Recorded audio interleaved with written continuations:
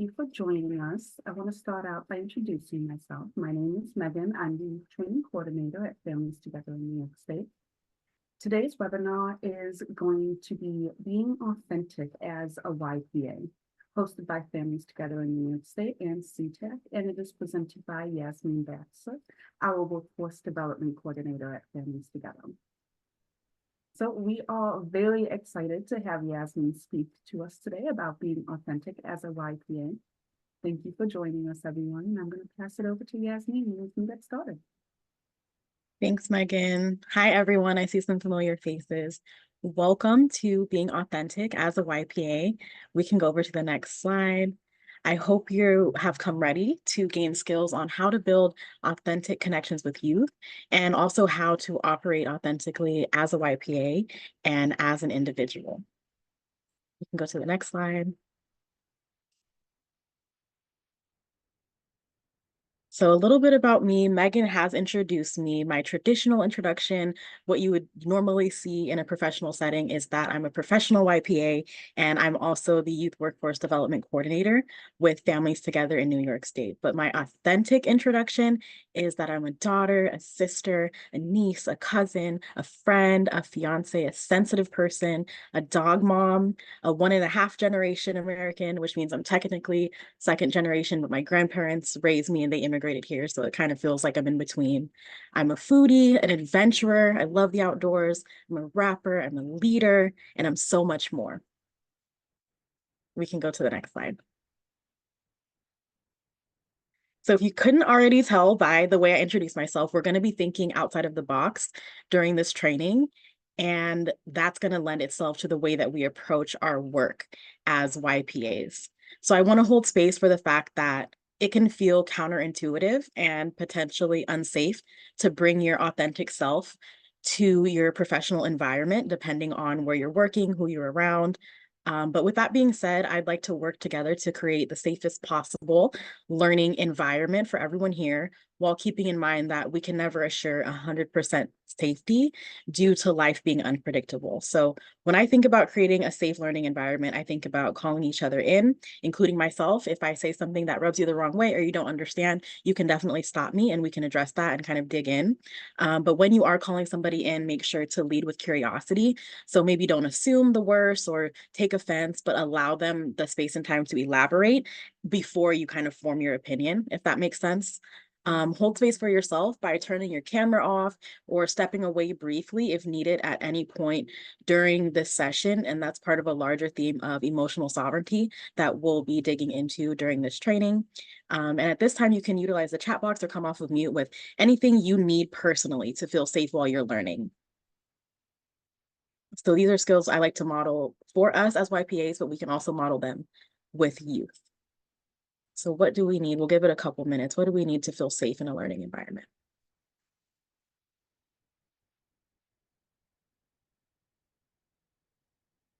And if there's nothing to add, everyone feels perfectly safe, that's fine too.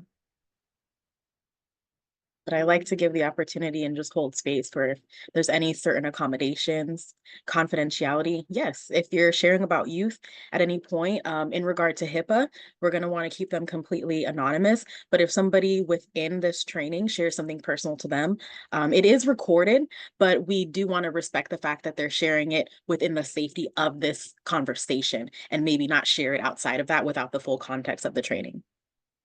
Thanks, Joshua.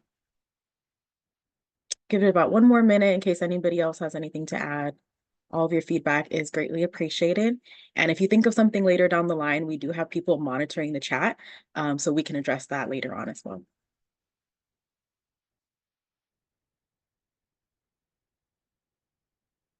Okay, we can move on to the next slide. So let's start with what authenticity even is. Just with a basic like Webster definition, I came up with these 4 things. So the first is of undisputed origin or genuine. And I'm just going to share these with us and we can let it kind of resonate. Let it sit with you for a little bit and we're going to dig in soon. But the first definition is of undisputed origin or being genuine. The second is relating to or denoting an emotionally appropriate, significant, purposeful, and responsible mode of human life.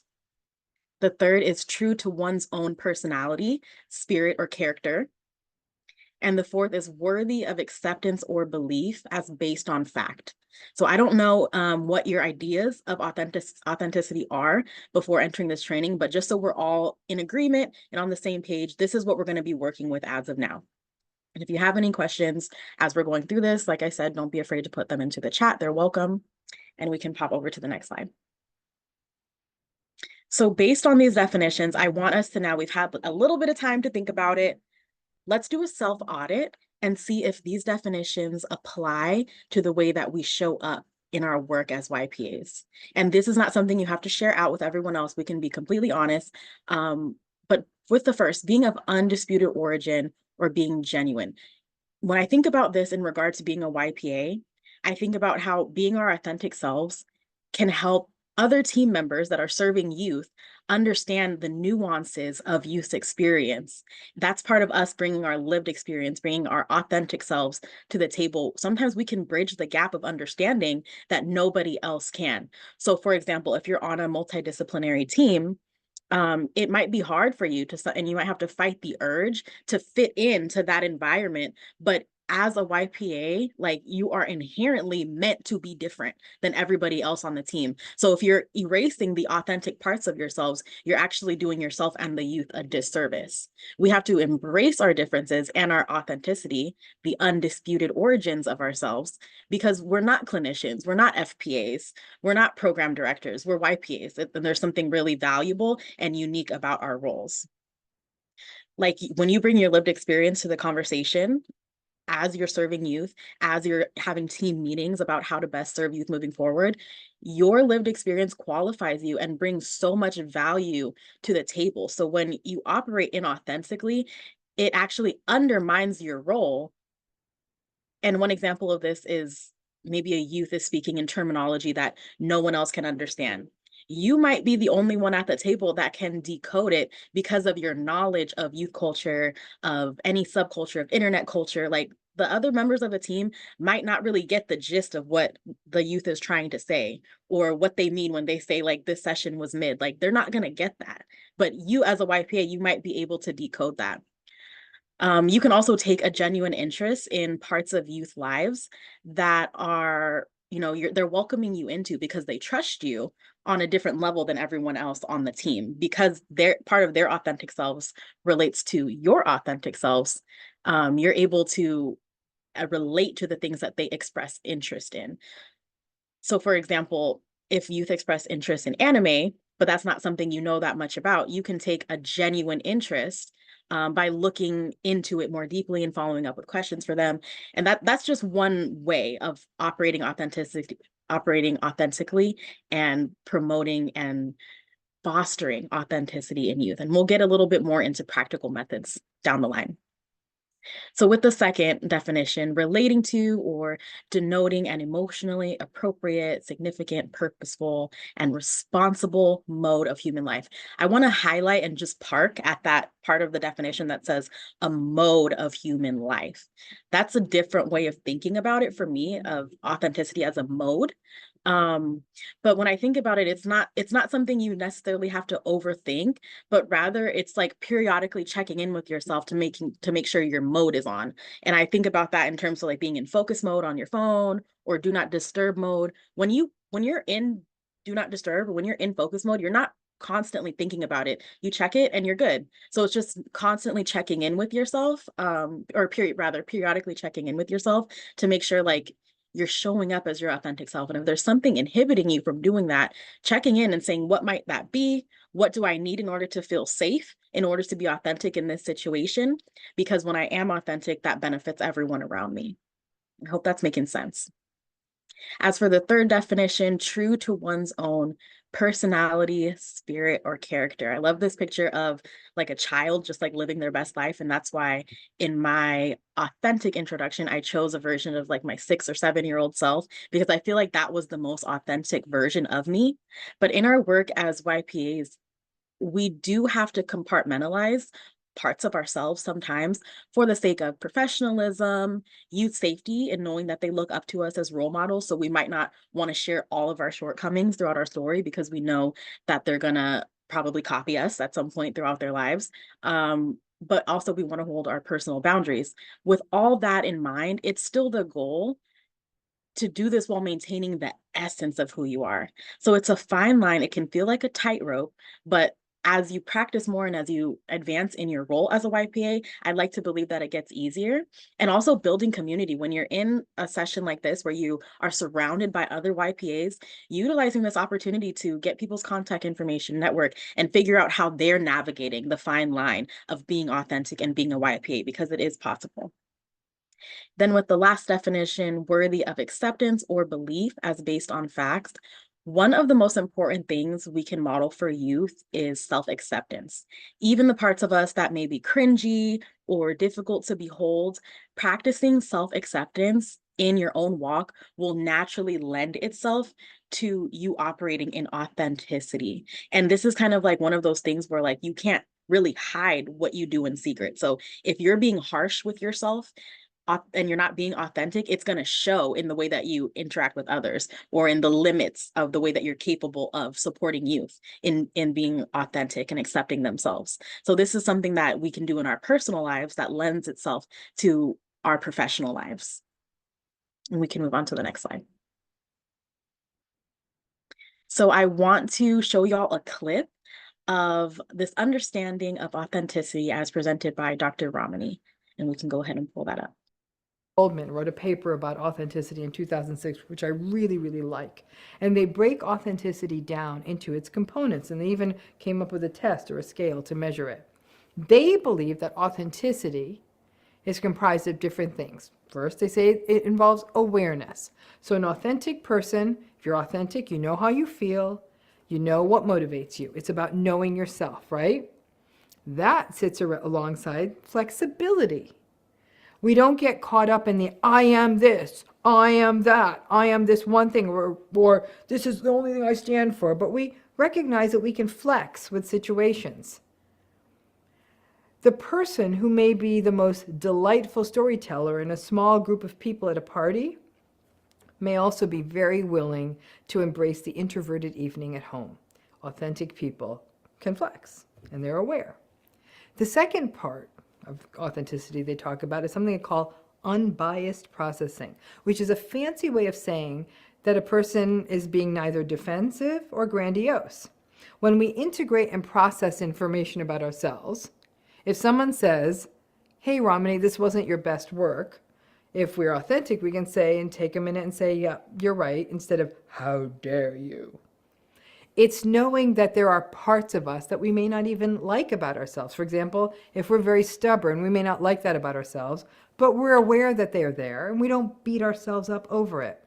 But it's also about being able to get a little distance and being objective about what we're about. In essence, being objective about our subjectivity. Okay, that's a little bit of a mind twist. The third piece of this is our behavior. And it really comes back to that consistency part of authenticity. That our behavior is in line with our values. So instead of just doing stuff to please or win over other people, or just to get external rewards, or just so we won't get in trouble, authentic people will behave in line with who they are and what they're about, and not being performative. And the behavior part might be the hardest part of authenticity. The last part is something they call relational orientation. And that's basically that we bring our true selves to our relationships. Feels like a risk, right? And in those relationships, we behave in an honest and balanced and self-reflective manner. In a manner that is sort of mutual. We hold that for the other person, and the authentic person always strives for balance and mutuality in their relationship. So taken together, and in their model, an authentic person is someone who feels connected to their emotions and feelings, even when they're feeling comfortable. It's about knowing who you are, knowing your motivations, your strengths, your weaknesses, your willingness to speak your truth, even when it's uncomfortable, but to do so respectfully. And you don't just go along to fit in. If you're on social media, you would portray the actual reality of your life, or more likely, you just don't post that much. And in your relationships, you let people know that you are there for them, really there for them. and actually are there for them when they need you. You see those around you clearly as well, and you don't idealize them. You are aware of what those around you need and what they are about too. You don't fake it till you make it. You show up as yourself. You stick with your values, even if that means being criticized, even if it sometimes might even mean things like less money. You have constructive arguments. You don't give in, you don't capitulate, you behave in line with your values.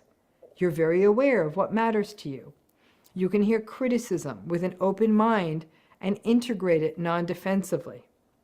People can count on you because you're consistent. You're honest with other people. That's sweet. Thank you so much for sharing that clip.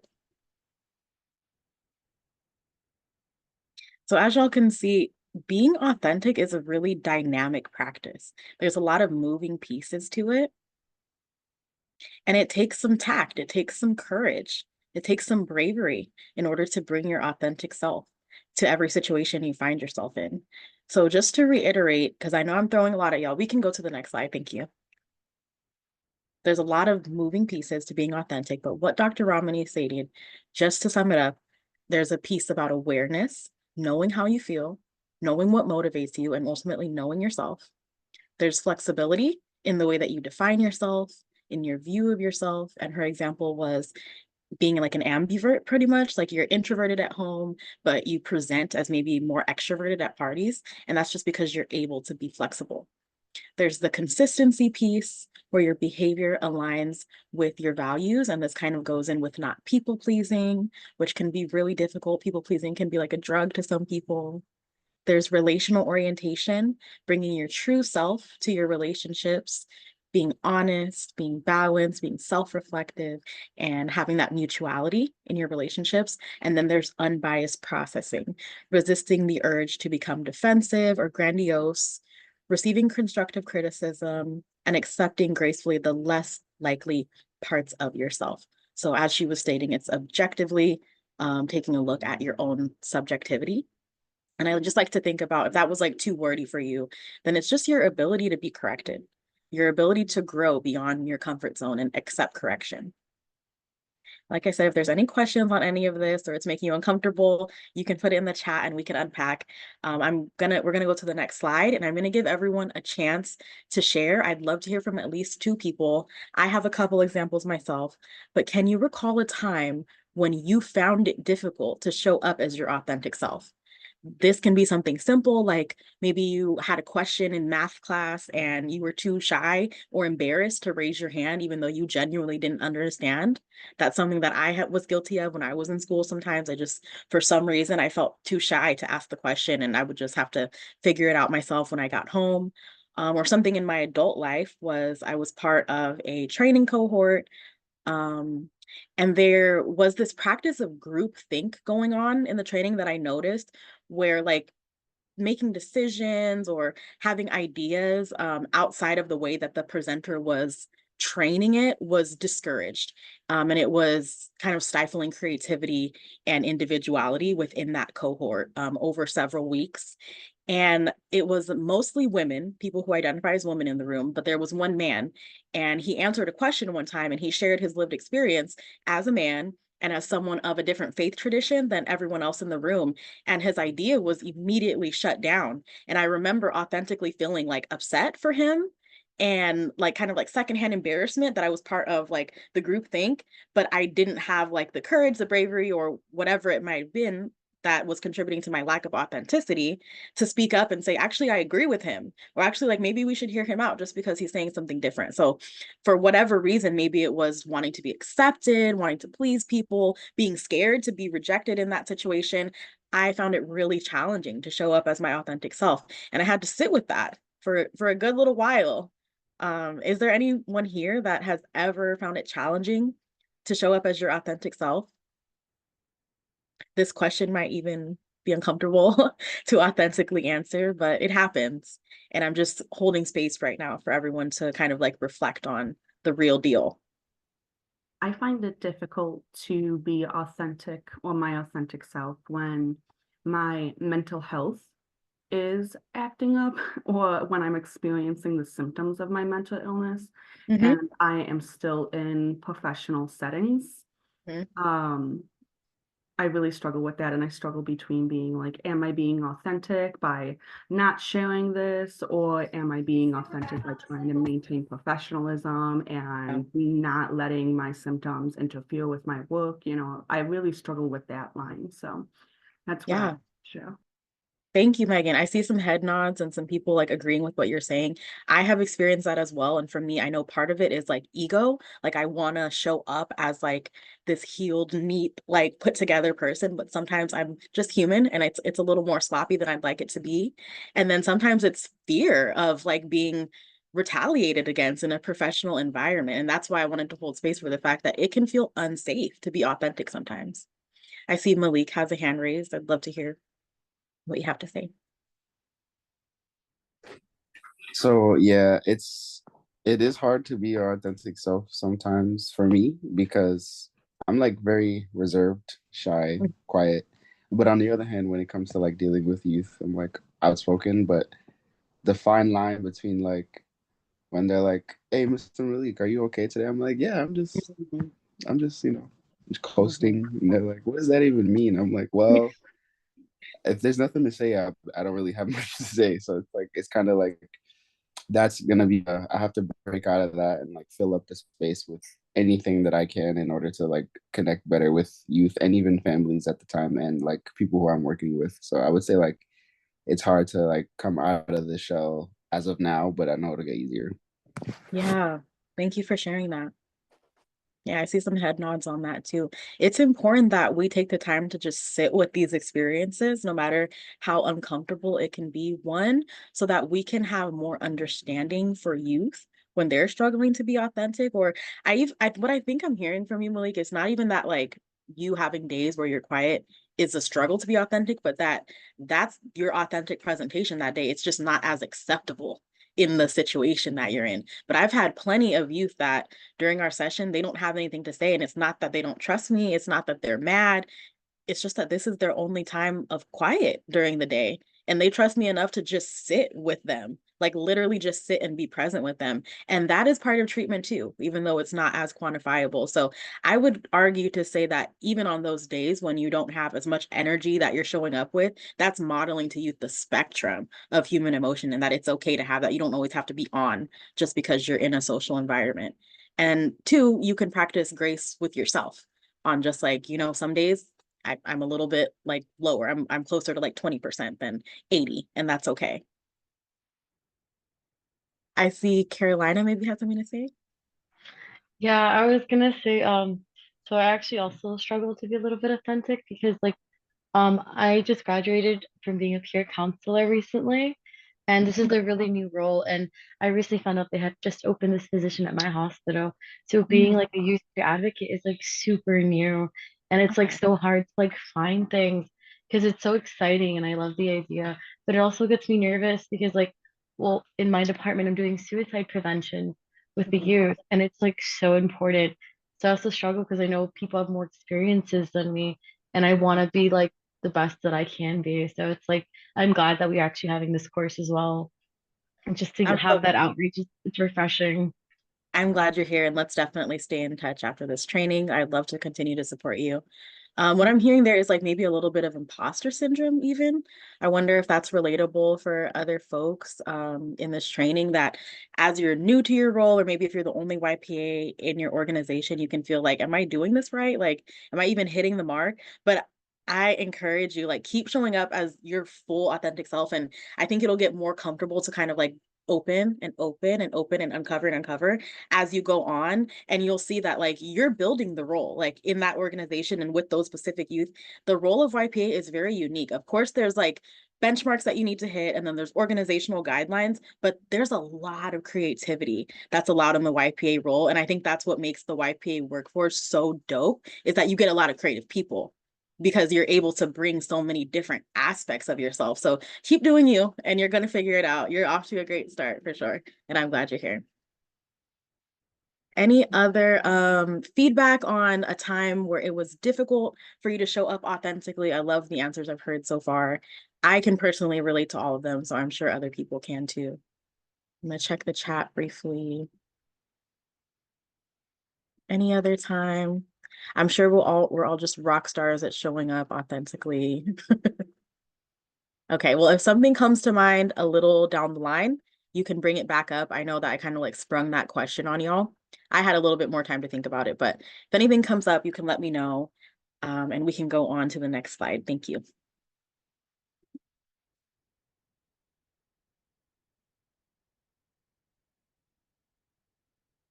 Your feedback is greatly appreciated. We're able to sit with not only the things that come to mind for ourselves on these like uncomfortable topics, but we get to learn from each other in this environment as well. We can go to the next slide. So I like to think of authenticity as a gateway to self-efficacy. And as a YPA, self-efficacy is something we definitely want to be modeling for youth and like guiding them toward. I saw a quote and it said, it's hard to believe in yourself if you're not willing to be yourself, or if you're not being yourself. Authenticity will take you further. So self-efficacy is the belief that you can do the things that you set out to do. But like this quote is kind of breaking it down for us, if you're not being yourself, how can you trust yourself? How could you ever reach a goal or even create a goal, right? Like if a youth is not being authentic, here's like a practical example. There's a treatment plan, there's goals, there's objectives in the goals, right? If a youth is not being authentic, right, because they don't have a YPA modeling and encouraging them to do that, or it feels unsafe, they've never done it before, then those goals are not even going to be applicable or relevant because they're going to be projected onto them by somebody else. They have to be authentic in agreeing, right? Because most youth guided care goals are meant to be stated in their own words. So how could they do that if they're not feeling safe enough to be authentic, right? So then are they ever going to meet the goals? Or are we going to be in a round robin for years and years and years where they continue in care and continue in the system because those goals don't even matter to them, right? These are things that I've seen practically. So I'm bringing it to your attention so that maybe you can think about when you're working with youth, how can we promote their authenticity? And this is why. Authenticity is a fundamental life skill. It promotes the belief that you can reach your goals. It sets them up to have success beyond just their mental health treatment, but every aspect of their lives, right? Like, yes, you need to know how to be authentic with your med prescriber, but it's also going to help in your romantic relationships, right? To keep you safe and to know like what your boundaries are. When you're learning how to be authentic and own your voice and speak up for yourself, it benefits you in so many ways. There's the inner hygiene aspect. Authenticity improves your relationship with yourself. Inner hygiene is just that trust that you can have like within yourself and knowing that you're going to say what needs to be said in order to keep yourself safe, right? I also think about this on the flip side of like the physical hygiene aspect. So say there's a youth struggling with brushing their teeth every day. When they set that goal and they reach it, it assures them that they can do the things they set out to do. They can trust themselves to, brush their teeth and not have their teeth fall out and have to go to the dentist and be in pain. They can trust themselves to take care of themselves and they can accomplish all the things that they need to accomplish in life, even if it starts with just one baby step. And the most authentic version of themselves, it's within that one little baby step, and they can begin to like who they are, right? There's also the positive social outcomes associated with authenticity. It increases your ability to relate to others. Think about a time when maybe you took a risk and you shared an aspect of yourself that you thought no one would relate to, but instead someone unexpectedly said that they can in fact relate to what you shared. Your social skills are increased because now you have the bravery and the confidence to show up as your authentic self, and how to function in social settings. So like, for example, like there's a band that I liked in middle school and I used to get bullied for it in middle school, but I shared it with the youth and they were like, I love that band. And it like kind of earned me cool points with them. But I mean, there's the risk that they could have made fun of me too. So I had to have a certain level of healing in order to even bring that up. But it actually went the opposite way. It went great for us. And that's something we connected with, that every time they got in the car with me, because that was like the type of program I was in where I was driving youth around, we could play that music and, that's something that could help them feel comfortable and like they can feel safe with me on that level, that I understand like at least one tiny aspect of them. I see in the chat, Vanessa says, please feel free to chat your questions throughout the presentation and we'll address them during Q&A. Yes. And we can move on to the next slide. So we want to, as YPAs, strengthen authenticity in youth. And we can do this by diving in, making connections, educating ourselves when youth express interests we're not familiar with. So you want to ask questions. Like, for example, I had a youth that was saying what they like to do in their free time. We were building rapport, just getting to know each other. They were saying they love Twitch. Like when they're not in school and they're not in sessions, they're on Twitch. And I didn't really know that much about that, what that was. So I asked them questions. I allowed them to teach me about the subject because it helps them build confidence. And whenever youth are teaching you something, it's solidifying their own learning as well. And then I did my own research on it. I looked it up. I just took like 5-10 minutes of my time. I asked around in my own network and I found out some things about it. And when I came back and met with that youth in a couple weeks, I had some key terms. I was like, are these the type of games you like to stream on there? I've heard of this influencer that's on Twitch, and they like, wow, you really care, because you came back and you actually like did a little bit of research. So it can take a lot of time to build trust and rapport with youth, or to get to a point where they even want to share what they're doing in their free time with you, because they might have like some experience with medical violence where they don't know where you fall in the spectrum of providers and if they can trust you at all.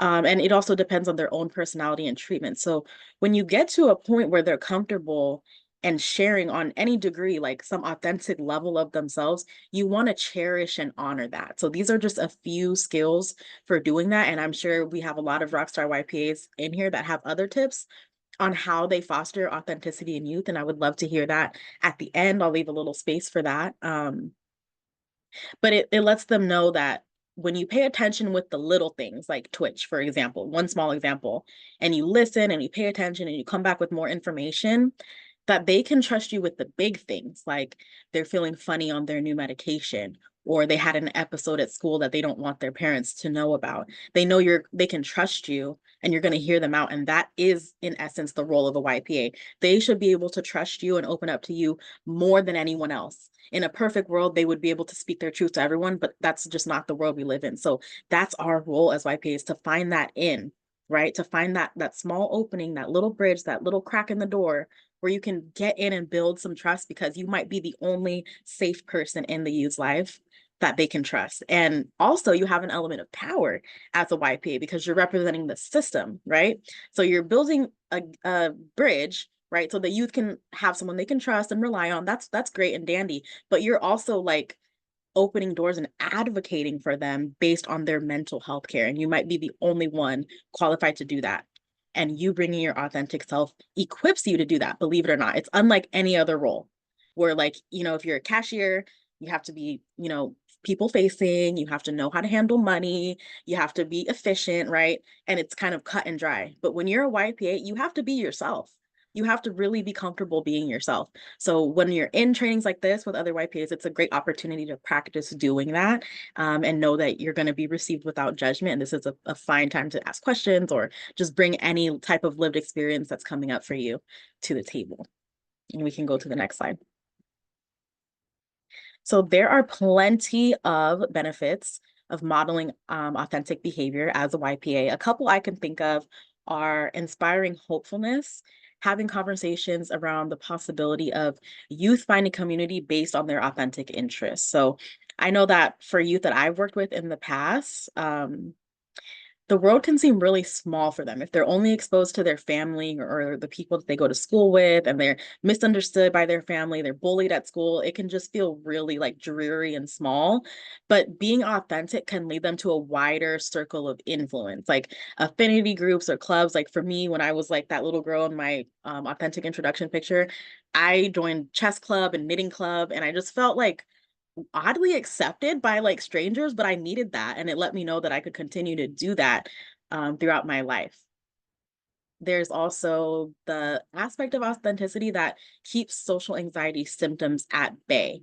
Because if you can recognize and manage your big emotions around shame and rejection by honestly moving past them and choosing to show up authentically, then you're going to be a little less tormented or less likely to be tormented by anxiety symptoms based on shame and rejection. And if you have any questions about this, like I said, feel free to challenge me. But what I've noticed is that if you allow yourself to be cringy, right? Or you express something that may be embarrassing on some level, but you own it and you're okay with sitting with that, that feeling of embarrassment, you're able to model for youth that it doesn't compromise who you are or your inherent worth as a person. And this is really groundbreaking for youth, where like the messages that they're getting are that like if you do something embarrassing, you're done, you're canceled, right? But like one example I can think of is youth sharing anxiety about school because they're embarrassed about something that they did, right? And they don't feel like they could ever show their face there again. And now they want to drop out, right? I could be able to share something that I did that was embarrassing when I was in high school. Like it might not be on the same gravity, but like I was doing something I wasn't supposed to do. I was riding a scooter in the quad. I was trying to look cool and I fell on my face in front of everyone. Everyone saw that. And I still had to show up and I could not drop out of school. That was not an option for me. Right. But when they see that ultimately that wasn't the end of the world and you can make it out on the other side of embarrassing situations or even just little things like youth can be embarrassed by like the smallest things. Like I remember I took a youth out to eat and like my food and my water went down the wrong pipe and I had like a coughing spell for like 3 minutes. And to some youth, that is like the worst thing that could ever happen. Like you're coughing, you have bodily issues, like gross, you know what I mean? But just being able to sit like through those embarrassing moments, like you don't realize it, but it's modeling a really powerful skill for them that's going to build resilience, endurance, steadfastness, right? And strength for them that they're going to need because the world can be really critical and they can be critical of themselves. There's also preventing unsafe behavior when you're operating in authenticity. Youth can often succumb to peer pressure out of a desire to be accepted. So modeling authenticity and the fact that sometimes you will have to stand alone in order to be authentic, but reframing that as a strength rather than just like some scary risk, and also a leadership quality for them can help them say no when certain actions don't feel authentic to them. There are going to be times when youth willfully engage in unsafe behaviors, but there's times where they know and you know that that's not what they wanted to do in the first place, and now they're dealing with the consequences of it. So operating in authenticity and encouraging authenticity, modeling authenticity can circumvent just a little bit of that unsafe behavior. Obviously, there's always going to be unsafe behavior because they're learning, they're finding their way in the world. But if we can eliminate even just a little bit of it, I'm personally all for it. And we can go on to the next slide. So a few practical skills for practicing authenticity as a YPA. We can observe ourselves with non-judgment, manage your self-talk and your thought patterns, make time to sit with yourself. When you're discovering a mistake that you've made, for example, or you said something that was off tone, because it happens to all of us, what is the narrative that plays in your head? And this is what I mean about managing your own self-talk in order to be authentic. Is it something like, I'm such an idiot, I mess everything up? And if it is, could it possibly shift towards something like, everyone makes mistakes, and what do I need to do in order to correct this? Because I promise you that the way that you treat yourself, it will reflect in the way that you engage with youth, and it will impact your work as a YPA. So starting to have that inner hygiene with yourself so that you can authentically promote it for youth. You can also journal for self-awareness. Some potential journaling prompts are, what is your motivation for sharing an authentic layer of yourself? Like just on there's so much you can journal about, obviously, but if you want to journal a little bit on the theme of work, what is your motivation for sharing authentic layers of yourself? And there's artistic journaling, stream of conscious journaling, or brain dumping. There's bullet journaling, there's gratitude journaling, there's all types of journaling. And this helps you to just like, if you're not in therapy or you don't have anyone that you can kind of like vent to, then a journal is like a very accessible way for you to begin reflecting. Sometimes the time that youth has with you is the only quiet time they have all day. So it's not a negative thing that they might not have something to say every time, kind of like Malik was saying. And when we learn to sit with ourselves and sit in that uncomfortable silence, like I said, it lends itself to the way that you're able to just sit with youth sometimes, because that is part of the healing process. Sometimes like youth aren't able to put to words or put to a feeling chart exactly how they feel, but they might need a day or two or a session or two to just sit with somebody that they trust. But how would you be able to do that if you're not authentically able to sit with yourself? You know what I mean? And we can go on to the next slide.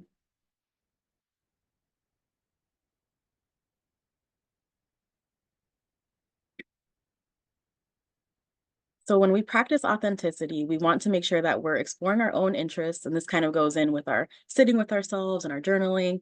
You want to have self-discovery with an unbiased lens, like maybe for, whatever demographic you might be part of, doing X, Y, and Z hobby might be uncharacteristic of you. Like there's some stereotypes that like Black people don't swim or Black people don't hike, right? So if you have that biased lens, you're not going to be able to authentically explore yourself.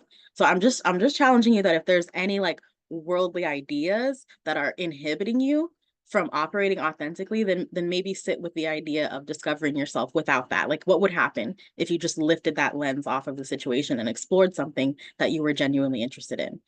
That could be an in for you with the youth. And you would never know it if you let a stereotype limit you. There's also defining your personal mission, vision, and values. What matters to you? How do you show up in the world? What standard do you hold the people in your life to? When we were watching the video on Dr. Ramani, she was talking about getting to know yourself. So this is part of it. It's kind of like defining your own creed. And some things that come up for me are like mutual respect, right? It helps me keep my guard down as a sensitive person when people in my life know that like I'll treat you with respect, but I need a certain level of respect in order to engage in this relationship. That is authentic for me. And it helps me to show up as my true self because I know that there's just a certain line that we're not going to cross. There's holding boundaries when necessary. This helps me remain emotionally sovereign, right? Like I'm not going to let anybody else's emotions dictate my day because I'm holding boundaries to prevent that, right? Like it's not just going to magically happen. There are going to be people that try to like drain your energy, but if you have boundaries in place, then like for example, you don't do screaming matches, right? That like doesn't matter who, what, when, where, why, you don't do that. So it helps you, right? Like if you have that personal vision within yourself, that mission authentically, then you know that like you're never going to be pulled out of character because you're already setting that boundary.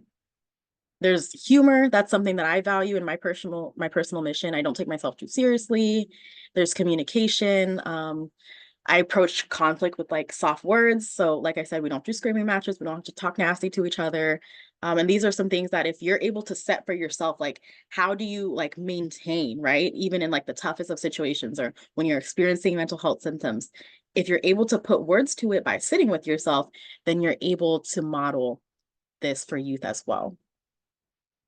This helps establish trust, to build genuine connection, to inspire hope. And it models, like I said, exactly what it is that they might not be getting from their family, from the world, from social media, from their friends. But there are going to be times too where youth may not receive your authentic self in the warmest or most positive way because like I said, this is not being modeled for them.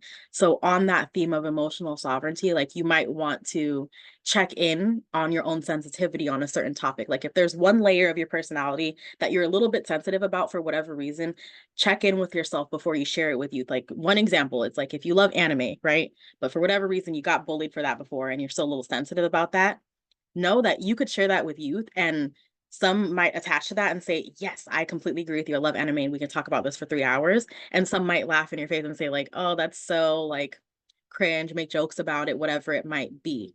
So making sure that as you're operating in authenticity, you're still practicing that emotional sovereignty, even if it is with youth, because you can't control how someone responds to your authentic self. Is that making sense? Okay. Okay, we can move on to the next slide. So this is an activity that if I was in person, we would all kind of like dig in and do this in a hands-on way. But I encourage you in your own time to complete something like this. Like just all you need is paper and pen. You could do it in a note on your phone. But unpacking the Matryoshka doll of yourself. That's like this Russian doll. I don't know if you've seen it before. I remember playing with these as a kid. Like somebody had these and I was always playing with them. But it's one doll, it's one size. You open it up, there's another one that's a smaller size, and you just keep going, keep going, keep going, keep going. And I like to think of this as like the layers of yourself that you have. So I see someone in the chat. Let me pause really quickly. Joshua says, I've used anime as a way to connect to one of my clients since I'm very familiar with it. Yeah. And if that wasn't something that you were comfortable sharing, then you would have never known that you could relate to youth on that level. And then on a day when they're not comfortable talking about treatment, you would have nothing to talk about. You know what I mean? Like anime could be an in so that at least you have something to kind of break the ice. Thank you for sharing that. So back to this Matryoshka doll little activity I have here. When I think about the layers of myself, this is what I have. And like I said, I encourage you to kind of unpack the layers of yourself. But I'm a YPA, you know, I'm someone with lived experience. I have fierce advocacy skills. I have a passion for quality mental health services for youth. I'm extremely empathetic, creative, and solution-based, and I'm able to work as part of a team. Right? That's one layer of me. That's what I would traditionally bring to my role as a YPA. But going a little deeper, how do I relate to youth? I had severe childhood depression and I went to years of therapy, but that didn't decrease my symptoms. What did was bringing me to church and youth groups. So that's where I found my hope and my healing. And whether the youth relate to that specifically or not, they can see that there is hope and there is healing, no matter what it may look like, no matter what the world is telling them. For me, it's my identity as a child of God. For them, it could be something else, but at least they know it's possible. And that's one avenue. And they can figure out what it is for them on their own journey. Then going a little deeper, that's how I found my hope and healing. How do I maintain it? Is I'm a craft enthusiast. One of my favorite coping mechanisms is creating things with my hands. And this goes with cooking or knitting, just whatever it may be. It shifts my focus from whatever mental health symptoms I'm having in the moment to my tactile experience. So even if I'm having a really hard time, I know that this is one way that I can cope, right? Easily, I can just start digging my hands into something. And this is something that I actually learned in early childhood development, like sensory play for toddlers is part of emotional regulation. And sometimes we get too good for like what we used to do as children, but like, you know what I mean? Those same coping mechanisms can still work for us as adults, as teenagers, as young adults, as peers. Then going a little deeper, I'm a nature lover. Regardless of the severity of whatever negative symptoms I'm experiencing, they 100% of the time decrease when I'm surrounded by nature. So that's another like solid coping mechanism that I have within myself. I know that I love nature. I love getting outside. And if I do that, I'm going to have a little bit of a better day than I was having when I was stuck inside and experiencing negative symptoms. Because I'm able to authentically uncover these parts of myself and I was brave enough to explore my inner world and find these things, these are skills I can offer to youth, but even if they reject it, they can know like, what is my thing then? It's not going outside. I hate the outdoors. It's not baking. I hate cooking, but it could be X, Y, and Z. So it kind of just opens the door and leads them in the right direction. So you're all, you know, amazing YPAs. I'm sure of that. And as rewarding and validating as this work can be, I would still encourage you not to place your entire identity in it. That's why I have this Matryoshka doll here. Like that's one part of who you are, because there will be days where, you know, the work is so rewarding and you're getting your pats on the back and the youth are reaching their goals. And everyone's like, you're just such an integral part of the team. Thank you so much. But there's going to be days where it's challenging and it's unrewarding and maybe you're a martyr or you're scapegoated, whatever it may be. So on those days, if you place your entire identity in your role, it can quickly lead to burnout. And that's what we don't want to see. You can be so much more effective as a YPA if you hold deep acceptance and appreciation for the nuanced layers of yourself. And that takes time to uncover what they are. But once you do that and you begin to practice and sit with them authentically and accept them, it's going to make you better as a person and then inherently as a YPA as well. These layers bring texture to your offerings as a YPA, and the youth you work with, the way I think about it, they could have been paired with anybody, but they have been paired with you.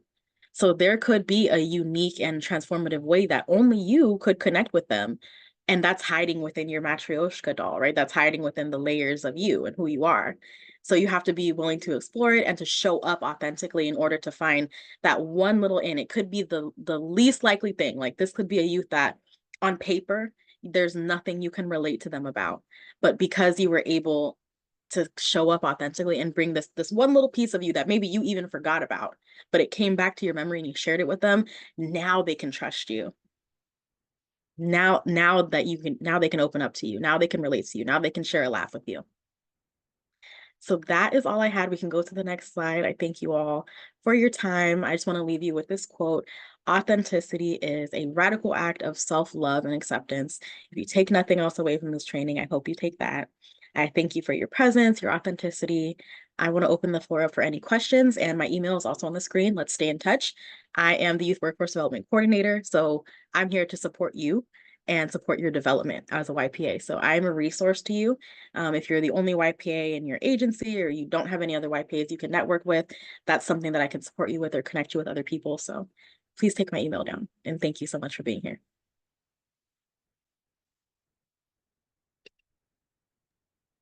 All right, thank you, Yasmin.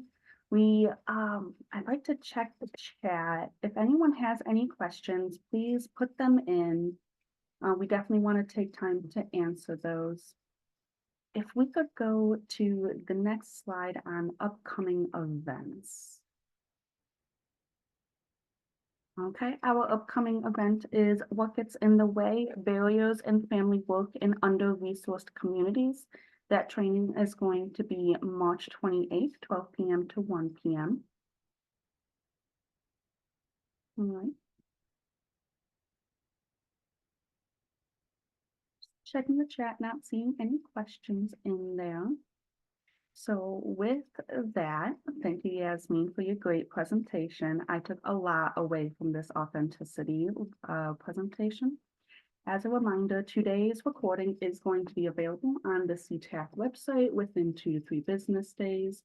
Our coordinator will be sending a link in the chat so you can complete the brief survey, and you will also receive an email in case you are unable to complete it at this time. Please check the chat for that survey. And then on behalf of Families Together, New York State, CTAC, and Yasmin, I'd like to thank everyone for joining us today, and I really hope that everyone has a great rest of their day.